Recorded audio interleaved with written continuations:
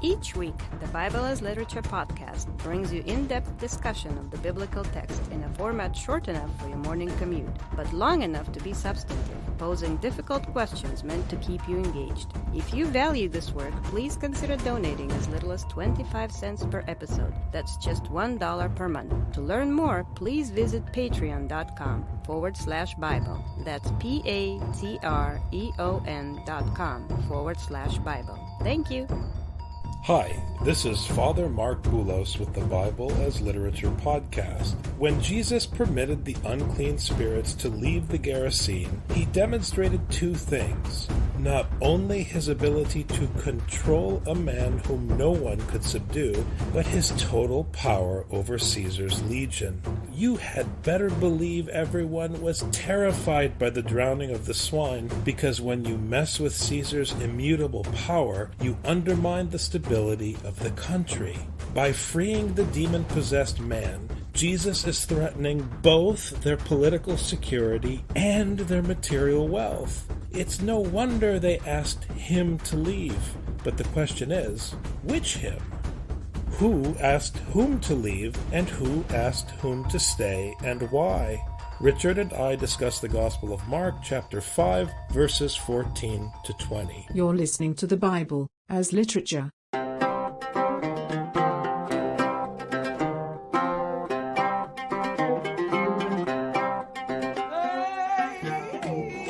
Hi, this is Father Marc Boulos. And this is Dr. Richard Benton. And you are listening to episode 158 of the Bible as Literature podcast. Capital letters, lowercase letters. What's the big deal? I've argued with English professors. I've argued with colleagues. I'm not pointing the finger, Dr. Benton. I've argued with lots of people about capital letters. They're a big deal in the English language. Should I capitalize? Should I not capitalize? What does it mean if I capitalize? But up until probably the 4th century, they didn't use capital letters in Greek manuscripts. There are no capital letters in the Hebrew text. What's all the drama about capitalizing personal pronouns? Why is this such a big deal? Even in English, we haven't been using capital letters until about 300 years ago. Anyone who knows German knows you use a capital letter with any noun. We used to do the same thing in English. It was not a big deal, but nowadays we use capital letters in order to show extra respect. In the translation, sometimes we'll see it as a show of identifying God. So, by using a capital letter on a personal pronoun, you are potentially imposing an interpretation on the text, because you're making a decision about whom the pronoun refers to. It's very interesting background for this week's episode, because you notice some ambiguity in this morning's reading when you look at the original Greek that calls into question the interpretation that's being presented by those who have translated the New American Standard Bible. They're making assumptions about who's who. Jesus is about spreading the seed. I know it sounds redundant, but when one enters into reading the text and looking at these ambiguities, one has to keep these presuppositions, these narrative themes at the forefront of your mind in order to be able to understand and interpret correctly as you read. So I want everyone to remember, Jesus is about spreading the seed. When we remember that, we will be able to understand better what this text is trying to do. The herdsmen ran away and reported it in the city and in the country, and the people came to see what it was that had happened. The herdsmen are, like the shepherds of Israel, responsible for their people.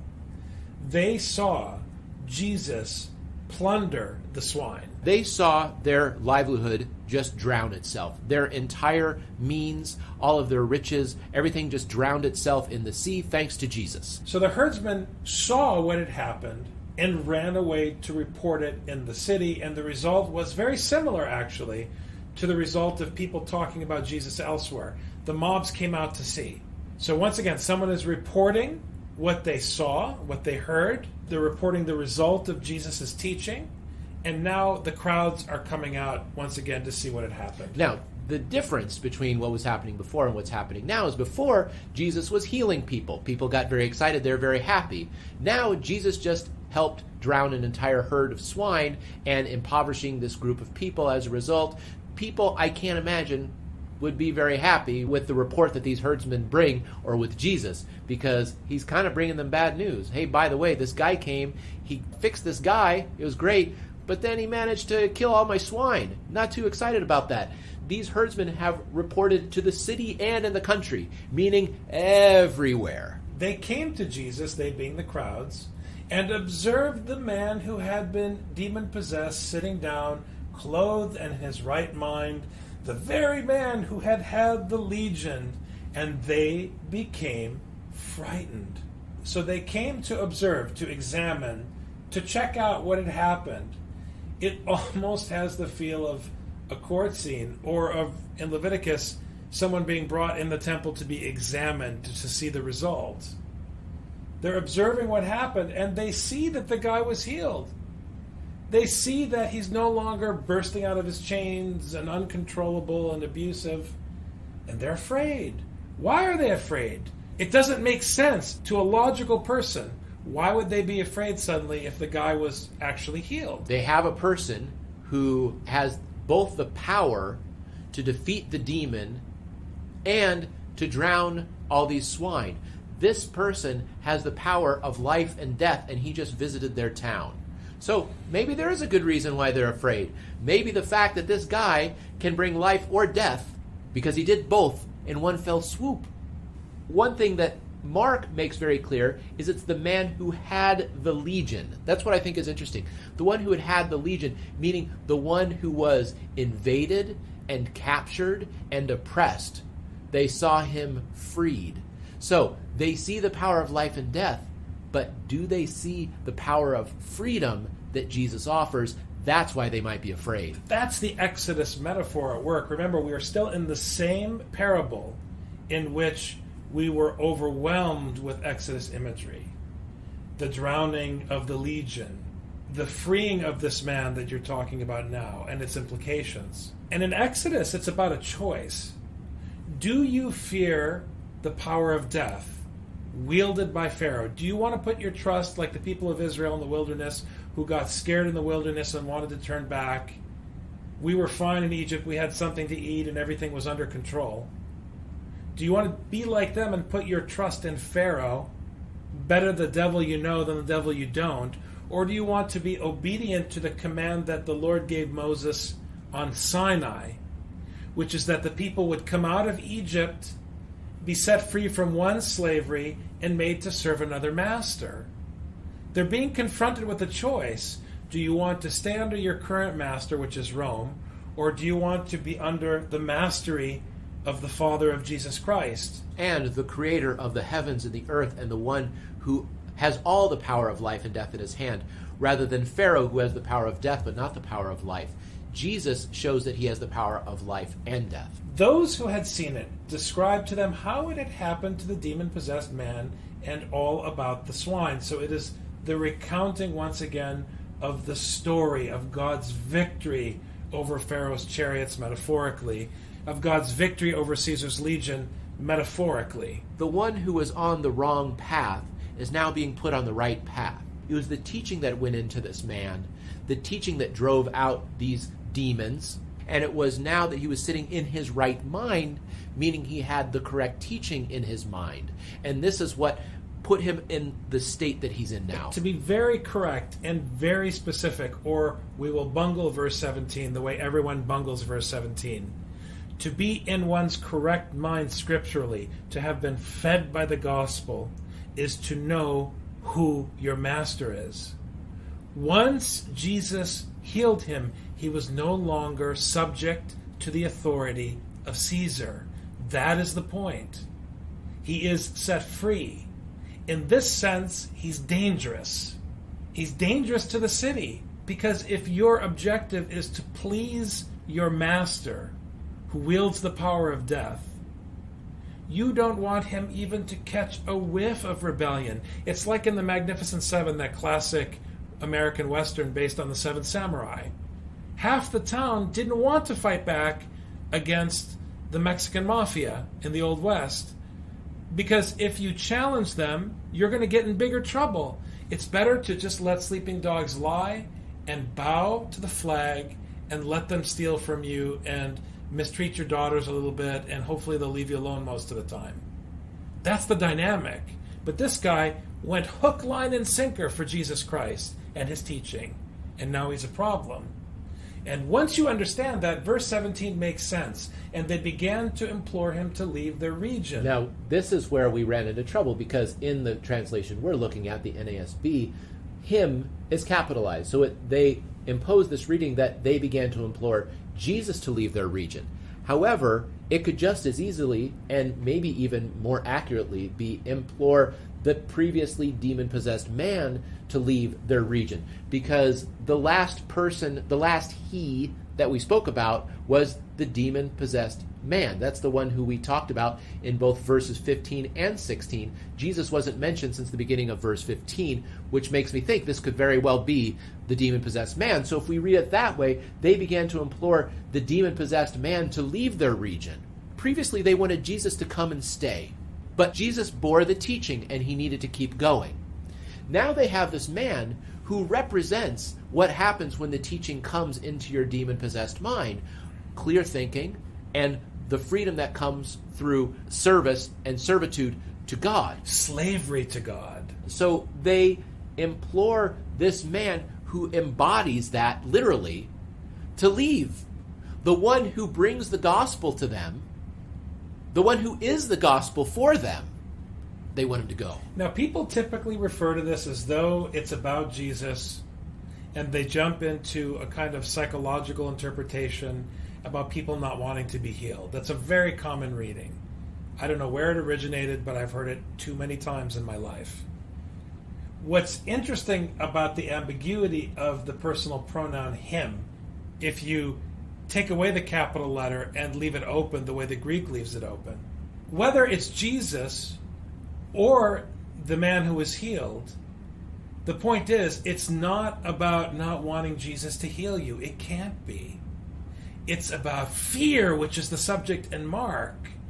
It's about fear of being associated with someone who threatens your relationship with Caesar.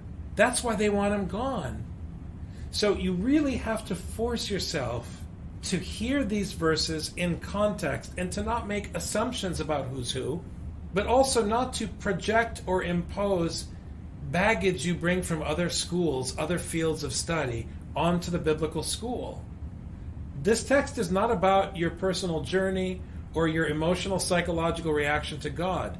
This text is about your fear of Caesar and Pharaoh and your president and your military, and about whether you want security more than you want the cross. That's what's at stake here. And the contrast we have with the other mobs that we've seen before is very striking. When Jesus was all about life and healing, he couldn't beat them away with a stick. Jesus had to sneak away in the night. Here, when Jesus shows that there's a cost, once they see the power of death that comes along with that life, they have the exact opposite reaction as the other mobs, which is, let's get rid of it. We want to pretend like we never ever saw this. Wouldn't it have been better, Moses, if we were still in Egypt? Exactly. As he was getting into the boat. Again, I don't mean to stop at the beginning of the verse, Richard, but there's that capital H again.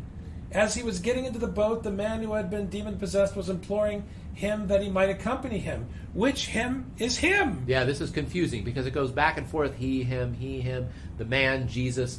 But as he was getting into the boat, capital H in our translation, the man who had been demon-possessed was imploring him, capital H, that he might accompany him, capital H. And he is lowercase. Now what I'm wondering is, he says, as he was getting into the boat, was Jesus getting into the boat, or was the man getting into the boat? And I want to think of the man in the boat waiting, saying, Jesus, I'm all ready to go.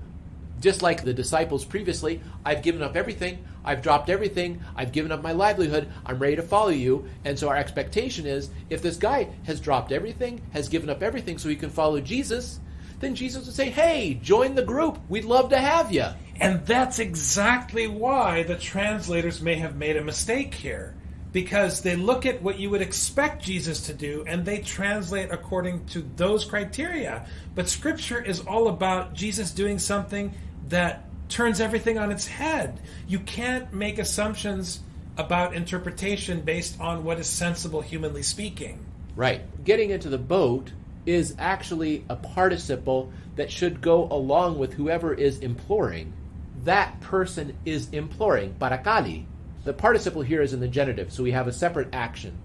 But it very much looks like it's tied to the one who's imploring. Maybe someone would disagree with that, but I think it makes sense with the grammar, and I think it also makes sense to heighten the tension that we have here in the text, because there's a strong contrast here between the demon-possessed man, the previously demon-possessed man, and the previous candidates for disciples that were giving up their nets. So he's trying to go with Jesus. He wants so badly to go with Jesus. He's already in the boat. Jesus didn't have time to say Ephes. Before Jesus could say immediately, he was there like Jeeves. I'm here, Lord. Now what? Now you expect Jesus to say, great, let's go for a ride. No! He says, I have to go. He didn't say I have to go, but Jesus has to go, and he sends him back.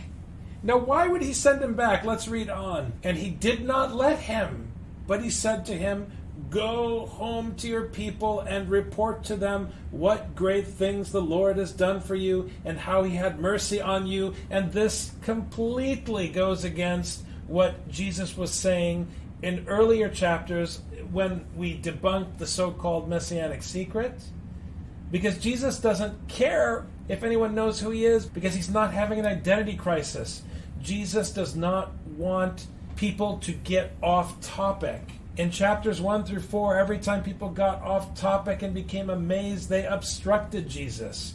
Here, the people don't want to hear what Jesus has to offer, so there's no risk that they're going to obstruct him. And anyways, he's getting back on the boat, walking away. He planted the mustard seed. He has absolute faith it's going to produce something. He's moving away the way an action figure in an action movie walks away from a big explosion with his sunglasses in slow-mo with the camera zooming in.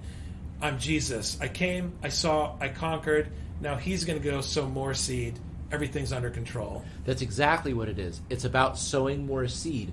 Go home to your people and report to them. Interestingly, this report to them is the same word as used in 14 when the herdsman ran away and reported it to the city. The herdsmen, the shepherds, were the first ones to give this message about what Jesus had done, but it's not enough. Jesus needs someone to continue. And so he found someone who was loyal to him, ready to drop everything. He says, aha, now I see that you're loyal to me, just like these other people, my other disciples. However, those disciples, they were empty. They had no teaching in them. You have teaching in you. Here's how I know you have teaching in you. Because God showed mercy on you. Now you need to go and share that teaching with the city. Jesus outdid Jonah because he came to the land of the foreigners and produced a disciple. And he's moving on to the next place. Think about it. Jonah was running away from his job. We never even got to the question of whether or not he produced disciples. Jesus produced a disciple and could go somewhere else. It's a very powerful example in the Gospel of Mark. And when the people saw what had happened, they were afraid, because everyone was upset because he had gotten rid of their material possessions. This is the same thing with the Israelites in the wilderness. Didn't we have our 3 squares a day and our easy life back enslaved under Pharaoh? Well, not so great, probably. But now you get to be under a good law, a good teaching, a good slavery under God. Now here, the people need to understand that what this man experienced was not a curse, because they lost all this livelihood, but a blessing, and that this is true freedom, that Jesus is the one who brings freedom by giving them Torah under which they can be enslaved. Freedom from the Romans so that they can be enslaved under God. And he went away and began to proclaim in Decapolis what great things Jesus had done for him, and everyone was amazed. And the key point here is that this amazement is correct, because it is analogous to the people's amazement at Paul's teaching, whom they had not seen, but only heard in Jerusalem. And we know he's in his right mind, because as soon as Jesus said, no, you can't come with me, you have to go back in the city, what did he do? He preached. He preached to Decapolis, which is nice because it's 10 cities. He went and he taught. He preached. This is what it means to be the disciple. These people in Decapolis, these foreigners, were amazed by the teaching, which is the goal of the ministry of Jesus Christ. This is, so far, the first disciple Jesus has, actually. The one who is previously possessed by a demon, who is now clothed and in his right mind. So, by reading this text against maybe what the translators have given us, we have to confront that idea of what it means to be a disciple, of what it means to actually follow Jesus. Jesus has to have disciples to keep spreading the seed. The disciple who can't spread the seed is useless. The one who can bring the message of God's mercy is the only one who can be useful for him. And if you as listeners want to start spreading the seed of the gospel, you have to begin by asking questions and seeking out the meaning of the gospel. And we would love to join you in that conversation. Please visit us on ephesusschool.org. And let us know what you discovered. Let us know what your questions are. And if you don't want to talk in public in an open forum on Facebook or on the website, you can always send us a private message, and we'll make our best effort to answer you as we get to people's comments. We look forward to hearing from you. Take care. Have a great week, Dr. Benton. Thank you, Father. You've just heard the Bible as literature. Thanks for listening. The Bible as Literature is a production of the Ephesus School Network.